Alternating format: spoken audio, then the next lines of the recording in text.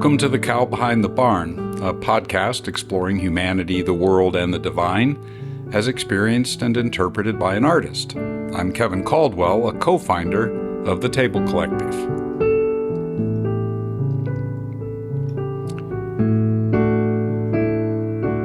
This episode is a continuation of my ongoing attempt to understand whether empathy is in some way an element, even the most significant element, in the nature of whatever it is that is ultimately real. And so far, my short answer to that is yes. And while I need to elaborate on that, I want to emphasize again why I think this is such an important question.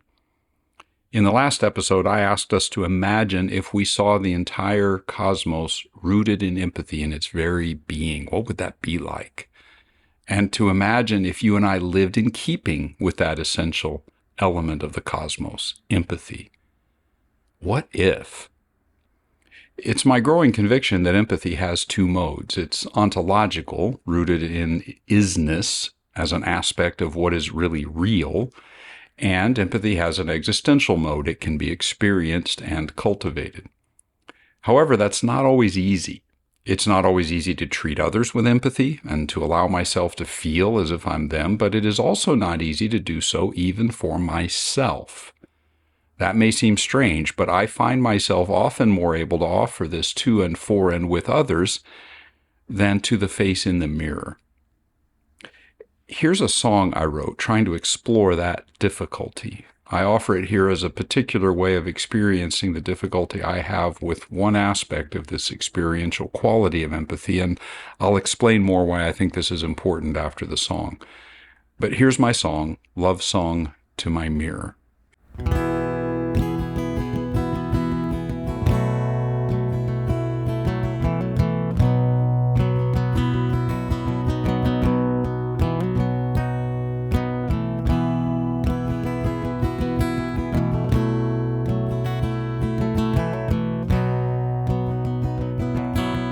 Someone said to look into a mirror, say I love you.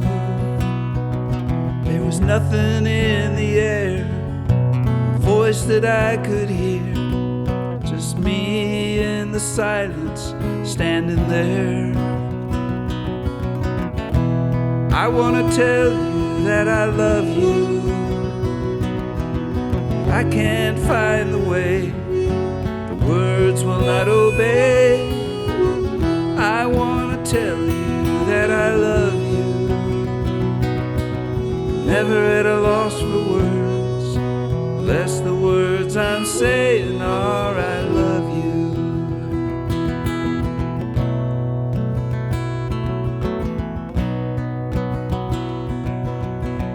Wish my mother's face inside my phone say I love you. Always felt alone, I was on my own, even now when I'm gray and grown. I wanna tell you that I love you, but I can't find the way, words will not obey. I wanna tell you that I love you. I'm never at a loss for words, unless the words I'm saying are I love you.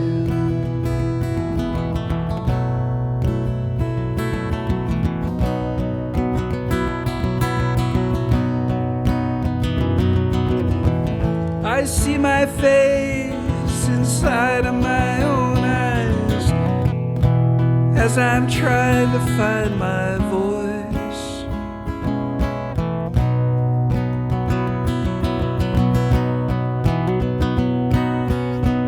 I'm trying to tell you that I love you, trying to find the way to make the words obey, trying to tell you that I love you. Never at a loss for words, unless the words I'm saying are I love you. Trying to tell you that I love you. I can't find the way, trying to make the words words obey, trying to tell you that I love you. Never at a loss for words, unless the words I'm saying are I love you.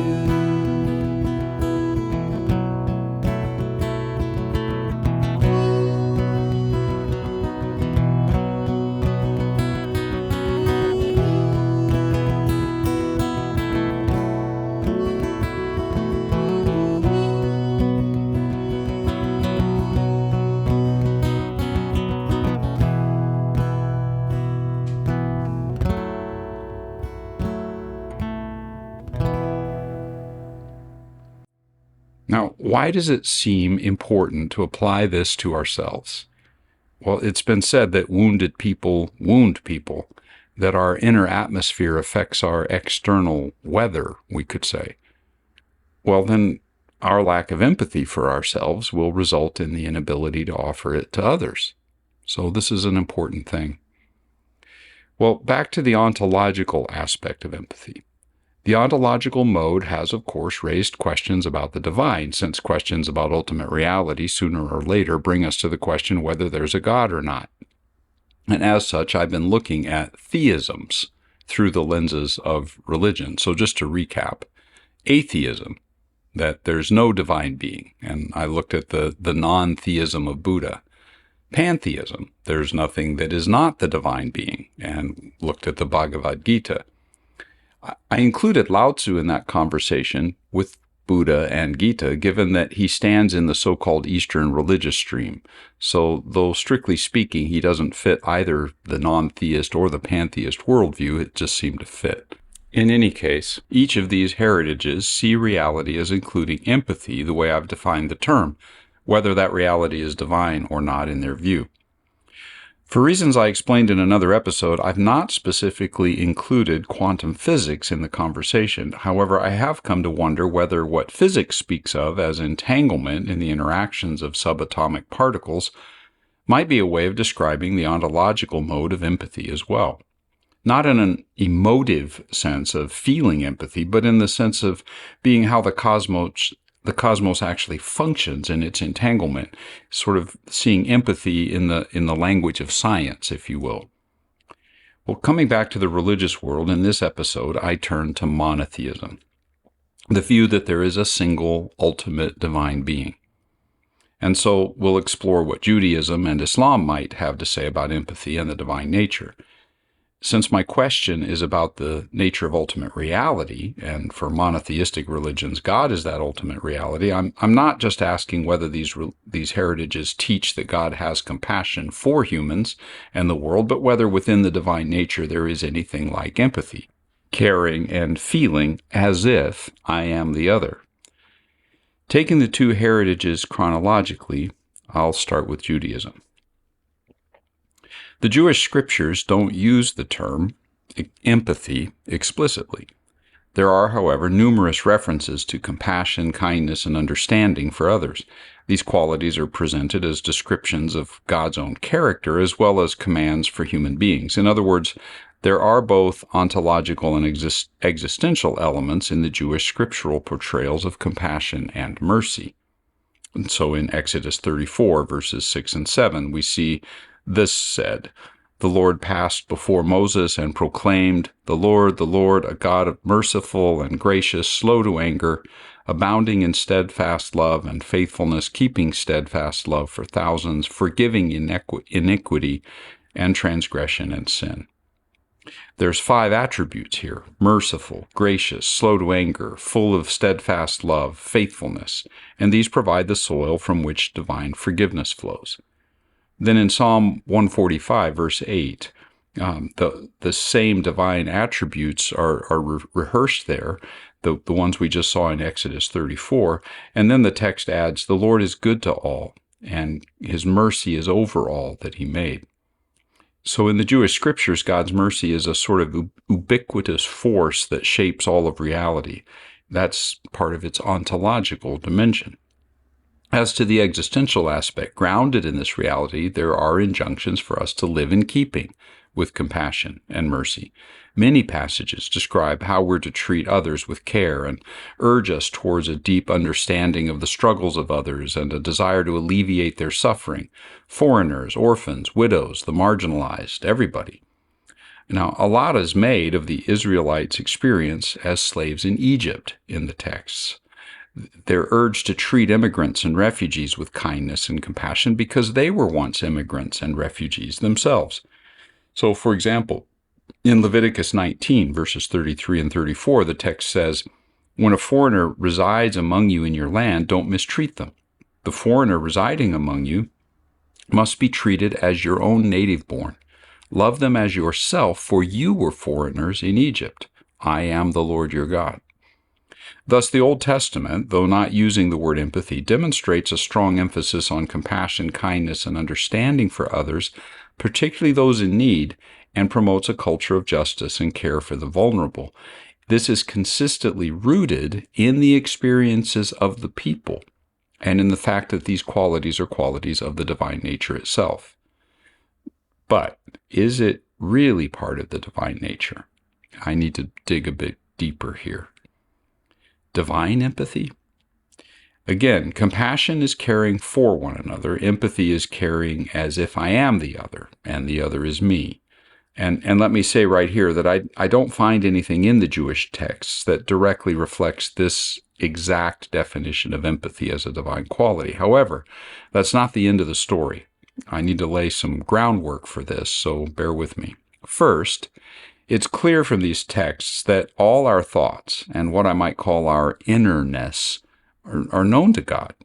So Psalm 139, "You've searched me, Lord, and you know me. You know when I sit, when I rise. You perceive my thoughts from afar. You discern my going out, my lying down. You're familiar with all my ways. Before a word is on my tongue, you know it completely." Second, this divine knowledge of our innermost hearts is not just passive awareness of it. Another psalm describes the active divine engagement with what is happening within human hearts. Psalm 33, starting at verse 13. "From heaven the Lord looks down and sees all mankind. From his dwelling place he watches all who live on earth, and he forms the hearts of all, considering everything they do." Then Psalm 42, verse 7 says, "Deep calls to deep."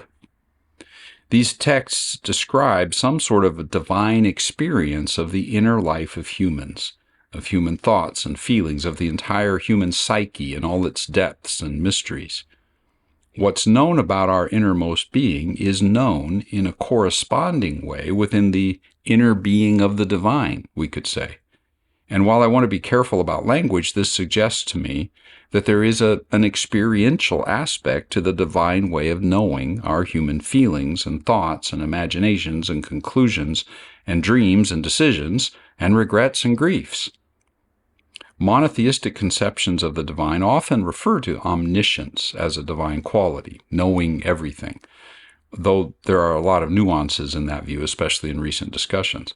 But in my way of thinking, I would suggest that if the divine being is omniscient, all-knowing, it is a compassionate, experiential omniscience, not knowing from a distance. And my question then is that empathy? So let me look a little more closely at divine empathy in the Jewish scriptures. There's more to add here. Let me suggest something as I continue to draw from these Jewish texts. And I'm going to start with Leviticus 19 again, which I mentioned earlier. It begins from a core principle in verse 2. "Be holy because I, the Lord your God, am holy." In other words, all of the commands which follow that principle are grounded in the fact that they reflect the divine character. Be this way because I'm this way. And right in the middle of the list of commands are two expressions of actual empathy. In verse 18, it says, "Love your neighbor as yourself," and adds, again, "I'm the Lord." Empathy is clothed in this command, and as noted just a moment ago, it appears that the rationale for the command is the divine nature. Empathy is a quality of the divine, in other words. Known as the Golden Rule, love your neighbor as yourself. This command is seen by many rabbis to be the very center of the ethical teaching of the entire Torah, the law. One famous rabbi, for example, Hillel, is reported to have said that this command is the whole Torah. The rest is just commentary. Go and learn. In Leviticus 19, verses 33 and 34, which we noted above, the text says, "When a foreigner resides among you in your land, don't mistreat them. The foreigner residing among you must be treated as your native born. Love them as yourself, for you were foreigners in Egypt. I am the Lord your God." The people are told to treat foreigners the same as themselves and called to remember their own past, their own experiences as foreigners and immigrants and refugees, and told to draw on that collective memory when thinking of others. The existential dimensions of empathy described within these commandments are founded in an ontological element, the divine empathy. And I'm going to make that even more clear in this final observation, which I think adds to the force of this idea. In Genesis 1, verses 26 and 27, we read this very famous passage.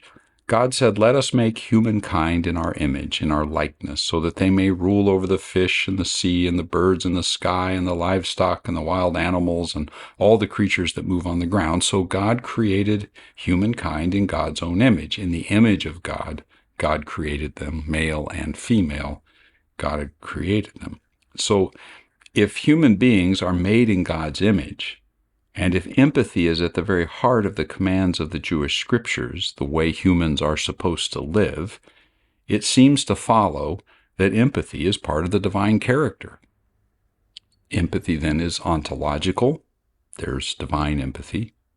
And it is grounded within the nature of the divine being. But it's also existential. Now, to be clear, the line between the divine and the human is maintained. The ontological nature of empathy is different from what we saw in the Gita because Judaism is monotheistic, not pantheistic. But the link between existential and ontological empathy here is clear. Now, normally I follow a chronological flow, and as such, I would typically be moving from Judaism to Christianity. However, in this case, I'm going to move conceptually, and as such, I'm going to turn now to another monotheistic heritage, Islam.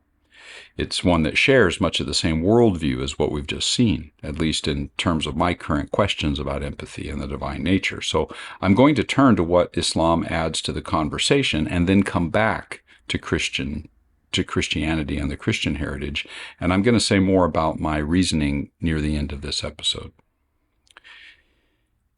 Empathy in the Islamic heritage. In asking how the Islamic tradition understands the place of empathy in relation to reality and the divine, I'm going to primarily limit myself to what we discover from the Quran. And as I do that, let me just explain a couple of things. Muslims refer to the surahs or chapters usually by the names that they've traditionally been given rather than the numbers. But in this case, I'm going to use both just sort of for ease of reference in case you want to look them up. So from the 9th chapter, which is called Surah Toba, verse 128, "There has certainly come to you a messenger from among yourselves. Grievous to him is what you suffer. He is concerned over you and is kind and merciful to the believers." This text highlights Muhammad's concern for believers, whose burdens are grievous to him, and it leads to concern and kindness and mercy. The verse seems to ground these realities in the fact that Muhammad is from among them, one of them, like them. It's not quite empathy, but it's close. Surah Al-Anbiya, chapter 21, verse 107. "We have sent you, O Prophet, only as a mercy for the whole world." This passage again highlights the divine motivation now in calling and sending Muhammad, which is mercy. Below, I'm going to come back to that term mercy and to the nature of divine mercy. But meanwhile, some more Quranic passages. Surah Ar-Rahman, in other words, chapter 55, verses 7 to 9. "As for the sky, he raised it on high, set the scales of justice so that you do not defraud the scales. Weigh with justice and do not give short measure." Now, What does justice have to do with compassion and empathy? Justice is, in fact, dependent on the leveling of rights in a society, removing privileged treatment, requiring treatment of others as if they are us, as if they're ourselves, or at least equal to ourselves. And now chapter 7, which is Surah Al-Araf, verse 156. The verse begins with a sort of, with the report of a prayer. And what was prayed is this: ordain for us what is good in this world and in the world to come, for to you we have turned. This passage reports what God says as a response to that prayer, and it starts off sounding a bit like bad news. I afflict whomever I wish with my chastisement. But in the very next statement, God responds, or continues to respond to that prayer in this way: as for my mercy, it encompasses everything. So there seems to be, in this text, a limitation that God self-imposes upon the divine chastisement or correction, but there seems to be no such limit to God's mercy. Now, again, I'm going to say more about that term for mercy related to the divine, and touch on empathy again below. But I said I would focus on the Quran. However, I do want to mention one statement that's reported in what's known as the Hadith, which are collections of sayings and actions of Muhammad, which are respected alongside the Quran, though not given quite equal authority. There's one famous saying in the Hadith which profoundly shapes Islamic ethics and deserves to be mentioned here. In that Hadith, Muhammad said, "None of you truly believes until he wishes for his brother what he wishes for himself." This is obviously quite similar to the passage we cited in the Jewish scriptures about loving your neighbor as yourself. To give a summary of what I'm seeing in these contexts, in these texts, as well as with the Jewish scriptures, there is no direct reference in the Quran to empathy. But the Quran clearly emphasizes qualities such as compassion, kindness, and concern for others, which are all qualities that can be applied towards another and are not the same as seeking to put myself in the place of another or feel and think as if I'm the other. However, we'll get there. The Islamic version of love your neighbor as yourself, as I noted when discussing Judaism, can really only happen, though, when we engage in some form of empathy. We're going to keep pressing into this. Thus far, we've seen qualities that are listed in reference to human beings. However, it's the relationship of empathy to the divine, to ultimate reality in Islam, that I'm most interested to explore, so I want to dig more deeply into that. Empathy and the divine nature in Islam. One important approach to understanding the divine nature in Islam is through the lenses of the 99 names, often referred to as the most beautiful names. The names are a set of adjectives and titles that each indicate a particular attribute or virtue of the divine nature. The most relevant names for our discussion are the two most frequently repeated of the 99 names. They're frequently repeated within the Quran itself and also frequently repeated in the daily life of Muslims. And those two names are Ar-Rahman and Ar-Rahim, the merciful and the compassionate. Almost every chapter or surah of the Quran begins with those two names. And in Muslim devotion, every activity is to begin with invoking those two names.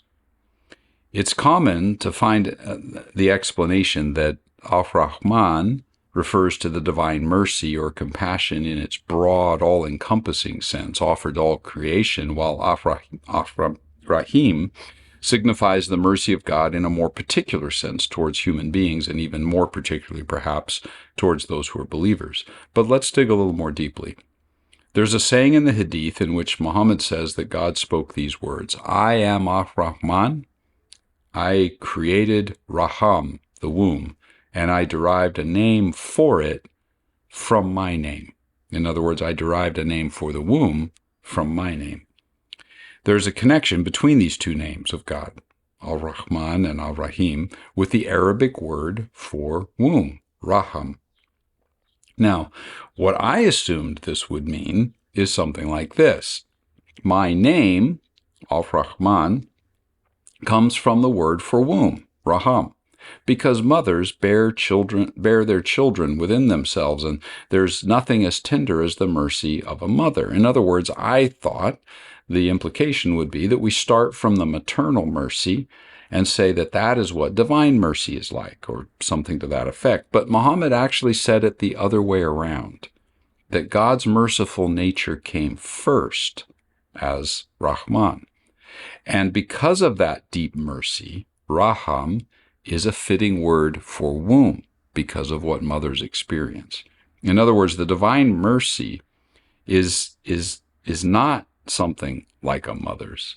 Rather, the womb deep tenderness of a mother's love is something like the divine tender mercy, which would be far greater.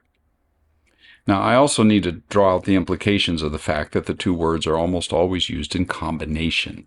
Rahman, Rahim, Rahman, Rahim. Their meaning is so close. Mercy and compassion could be used as translations for either of the terms. The meaning is so close, and given that both words are drawn from the same root, womb, Raham, aren't they just synonyms?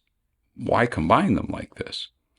The primary effect of using them twinned like this in combination is that it serves to intensify their meaning. Combining them is like a multiplier, as if we're saying that divine mercy and compassion and mercy and compassion and mercy and compassion go on to the nth degree, infinite, all-encompassing, unfathomable. But again, is this empathy? While the Quran doesn't explicitly use the term empathy, the doubling and the intensification of the use of Rahman and Rahim might suggest that there is something beyond compassion here, something beyond caring for and about another. I don't think it's a stretch to suggest that the twin usage of these terms conveys empathy, caring as and in and with the same feelings as the other, especially given that these terms are connected to the womb. I personally believe that the intensified combination of Rahman and Rahim and the way those two are connected with the root word Raham, womb, suggests that empathy is, in fact, a divine quality. And I would also add here the repeated usage of the combined names in daily life and in the Quran itself suggests that empathy is, in fact, the primary quality of the divine nature. However, just to be clear, that's not explicit in the Quran.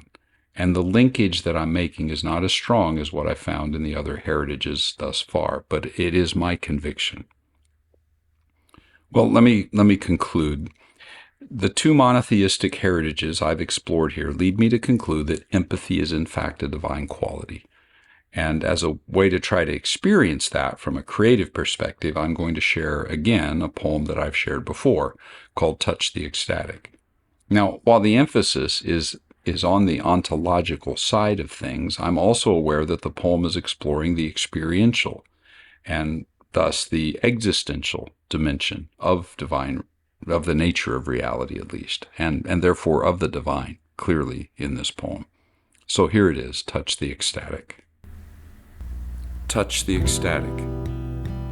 Inside that sway of grass and wind, this pulse, dull eyes, a dusty rose, there is something ecstatic. I cannot say, but I know, believe.